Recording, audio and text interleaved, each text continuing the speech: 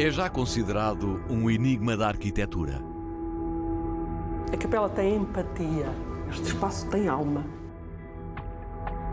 O que se esconde neste local que despertou a atenção de arquitetos e matemáticos. A arquitetura em Portugal é de facto uma obra-prima. De facto, há uma geometria escondida. Que segredos se revelam nas proporções e nas formas, ampliando a percepção para lá das medidas? Fiquei seduzido pelo pentagrama, acho que toda a gente fica seduzido por isso. Isto é muito misterioso. O que pode a geometria dizer no espaço e no tempo que tanto intriga os especialistas? Continuamos com enigmas, continuamos com dúvidas, obviamente. A Capela de Nossa Senhora Aparecida, em Braga, é um livro aberto, ainda sem epílogo. Já trouxe aqui os grandes nomes da história da arte. Eles fazem apenas uma coisa. Para sondar o mistério, temos de recuar até à segunda metade do século XVIII. A congregação do Oratório tinha-se estabelecido em Braga há 100 anos. A primeira parte do convento dos congregados fora inaugurada em 1717, sem as duas torres que só seriam erguidas no século XX.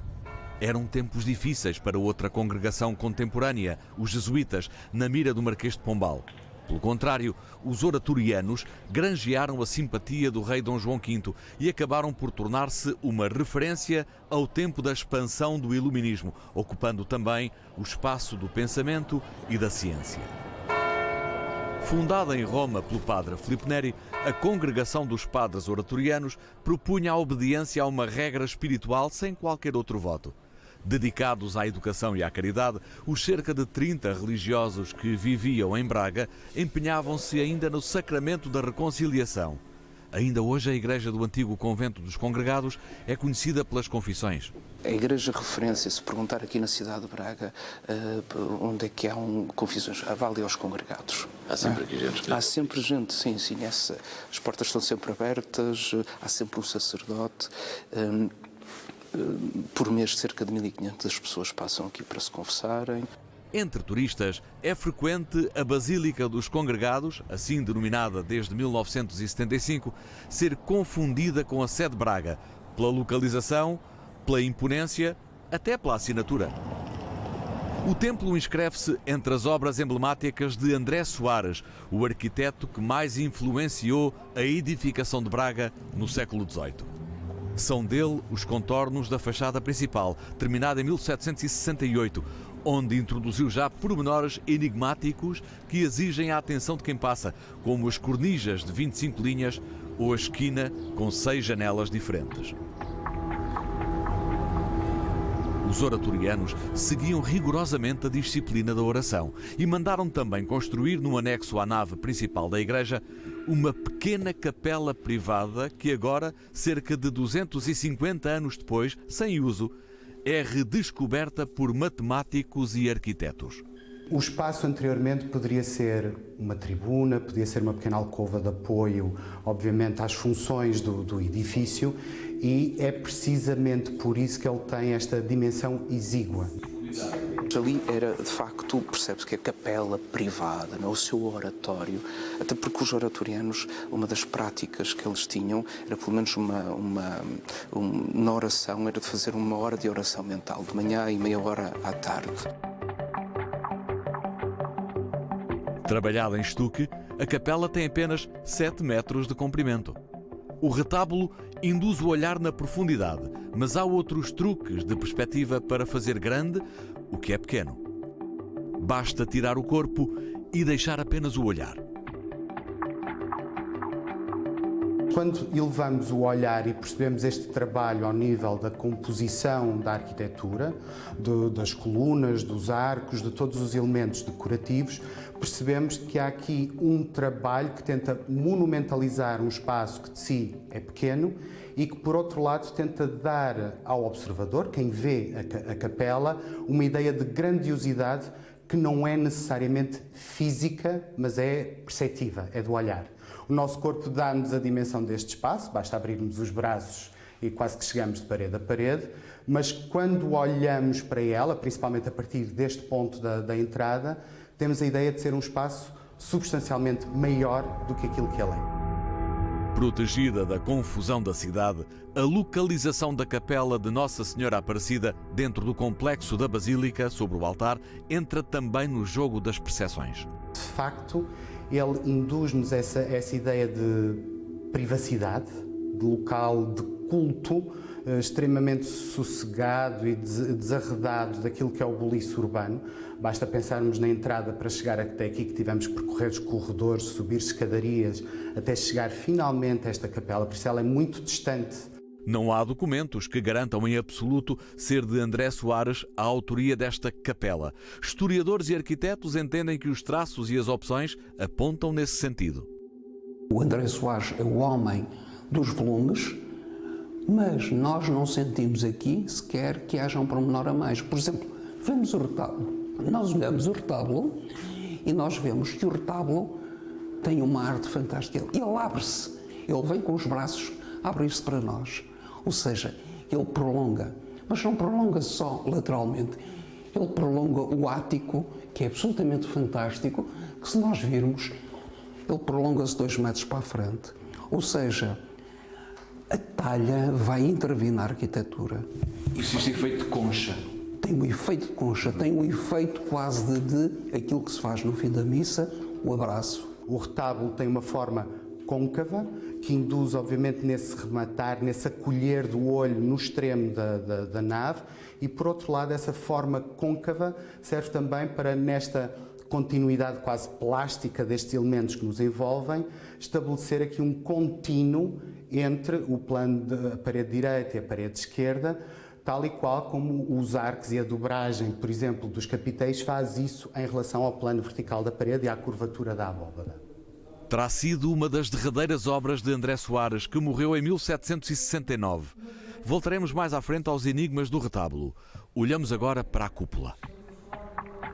Os elementos da arquitetura, à medida que se distanciam do olhar, principalmente na cúpula, vão tendo uma dimensão cada vez maior. E que por esse sobredimensionamento dos elementos, nós temos a ideia de que eles estão ainda mais distantes, que o espaço é maior.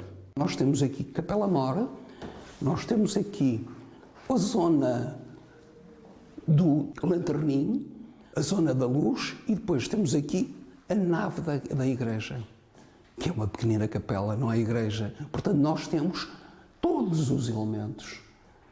E como? Com uma contenção, como é que eles não se sobrepõem, como é que eles não exageram, porque há uma contenção absolutamente fabulosa. O comprimento da capela é exatamente o mesmo da altura máxima do volume, ou seja, do lanterninho. Porquê? Porque nestes 3 espaços que temos, o arquiteto valoriza exatamente o tramo central, colocando aqui um lanterninho de maior escala. Ele, não podendo trabalhar na dimensão horizontal, trabalha tudo isso, relações proporcionais e de medida, tudo isso na dimensão vertical do espaço. O que é notável aqui, e temos vindo a falar de proporções, é que o desenhador não toma decisões simplistas, usa de grande complexidade na escolha das proporções. E não nos sentimos atrofiados, sentimos que elas estão dispostas de forma harmoniosa. Tem todas as componentes que uma basílica teria, não é? Juntámos numa sala, ao lado da capela, um filósofo e investigadores em matemática e arquitetura que estudam estes enigmas. Querem explicar o como, andam também atrás do porquê. A minha relação com o espaço é este enigma, este desconcerto, não é? De estar num espaço pequeno e senti-lo como grande. Estar num espaço pequeno e não me sentir grande neste espaço, eu própria. Como que fosse eu que encolhesse quando entro neste espaço. O que é que a matemática tem a ver com isto? Se retirarmos a cor, não é, de tudo o que temos à nossa volta, a matemática está lá. E está lá para quê? Está lá, eu acho que, conjeturo eu, está lá por causa da harmonia. Há formas, há espaço, há grande arte, há igreja, que nunca poderá desaparecer do horizonte. E depois há outra coisa qualquer. É a figura de Nossa Senhora No centro. no centro, Aparecida. Acho que há aqui um convite a uma reflexão muito profunda que tem que ser feita. Os matemáticos encontraram neste retábulo do século XVIII a chamada proporção de ouro, uma constante da natureza que os antigos consideravam sinal de perfeição, simbolicamente replicado pelos artistas e livres pensadores do Renascimento.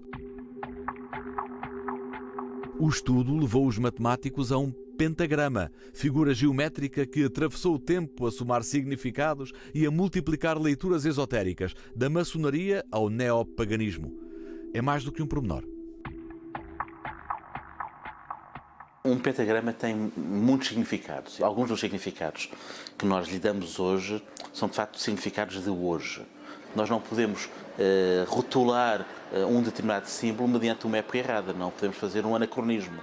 Nesses contextos fundamentalmente maçónicos, é logo o que vem à cabeça, as simbologias no século XVIII são completamente coincidentes com a simbologia cristã católica dominante. É uma época que, a nível filosófico, a nível científico, procura grandes leis, grandes regras que determinem, no fundo, a ordem das coisas. O mecanicismo, a geometria, são duas das principais ferramentas. Portanto, o procurar fórmulas matemáticas, o procurar formas geométricas que permitam, no fundo, encontrar as grandes regras da natureza é uma das dominantes do pensamento iluminista. É logo meio caminho andado para nós termos esta sensação de empatia. Portanto, dentro dessa harmonia, quais são as formas geométricas que nós temos ali? Podemos decompor este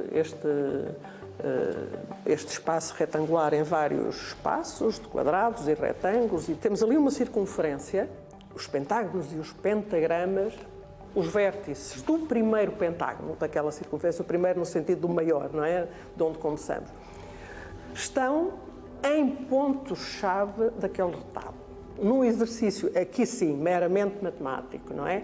Nós depois vamos gerar uma sucessão de pentágonos e pentagramas, não é? Cada vez mais pequeno, e que no limite tende para um ponto, não é? E que ponto é esse? E este ponto é o centro da circunferência, e este ponto está, em nosso entender, deliberadamente colocado no coração da figura que temos ali. Este grande trabalho matemático e depois esta junção entre formas e um conteúdo especial, penso que não é casual, é obra de pensamento. Haverá uma intenção, a procura da forma certa para transmitir um significado determinado. É possível ver formas geométricas que lançam enigmas sobre o retábulo, mas eu não sou da matemática. Eu sou da história da arte e deixo para os da matemática. Agora, o que eu pergunto é, como é que o André Soares teve essa percepção? Será que teve como o Jorge Jesus tem do futebol? Intuição. Aqui o que há com o André Soares é o gozo total de desenhar. Cereja no topo do bolo, uma figura mariana, num centro de um pentagrama. O menino não está. É uma estranha ausência. Os sacerdotes que viviam nesta comunidade procuraram este sentido superior. Obriga-nos a pensar numa grande escala ligada ao tempo. Os autores mais eruditos do século XVII gostavam de contar histórias sobre a fundação de Braga. E eles não se entendiam. Mas havia alguns que diziam que era, inclusive, egípcia. Há lendas sobre isso, sobre uma fundação egípcia de Braga.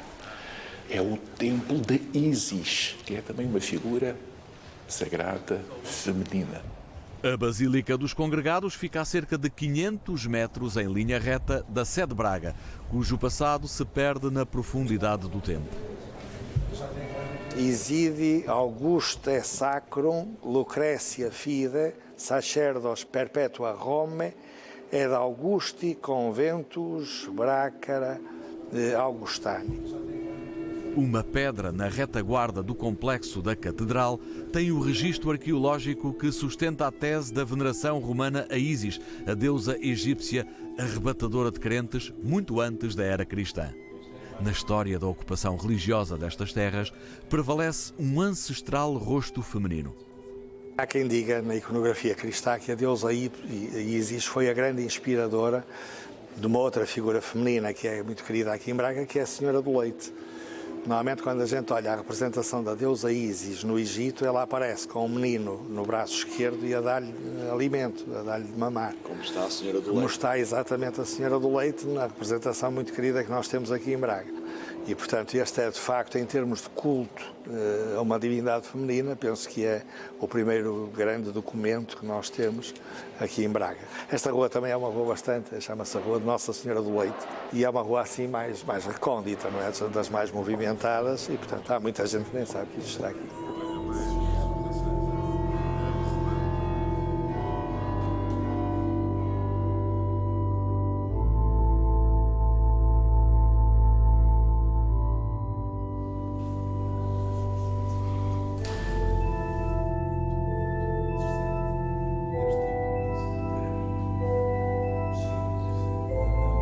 E assim percorremos mais de 2 milénios para voltarmos à enigmática capela construída no século XVIII na Basílica dos Congregados, onde os matemáticos descobriram uma geometria com múltiplas interpretações simbólicas. Admitindo possibilidades de interpretação infinitas, até vamos colocar assim, tudo isto tem um propósito. É olhar para Maria, para o seu coração e perceber porque é que esta mulher é tão especial na história da Igreja. Temos que ajudar a interpretação, porque olhando para a capela assim não somos capazes de compreender toda esta matemática. Portanto, temos de tornar isso acessível e compreensível às pessoas. O que é que está ali na estrutura e que faz quer dizer, sem esconder esses lados enigmáticos. Sim, isso mesmo. É abusivo dizer que o uso desta geometria aqui nos remete para ambientes, por exemplo, maçónicos, contudo, de facto, há uma geometria escondida. Isto é, há um uso da geometria, um uso escondido como ferramenta para criar uma harmonia que, inevitavelmente, tem implicações sobre o espírito. Construindo um enigma. Construindo um enigma, exatamente. Portanto, não é necessário ir a elucubrações com o anacronismo para termos exatamente os mesmos conteúdos. No fundo, descobrimos um tesouro que as pessoas, nem todas as pessoas que frequentam e que a comunidade conheciam ou conhecem ainda. Há gente que está aqui e frequenta esta igreja há mais de 40 anos e que nunca lá entrou.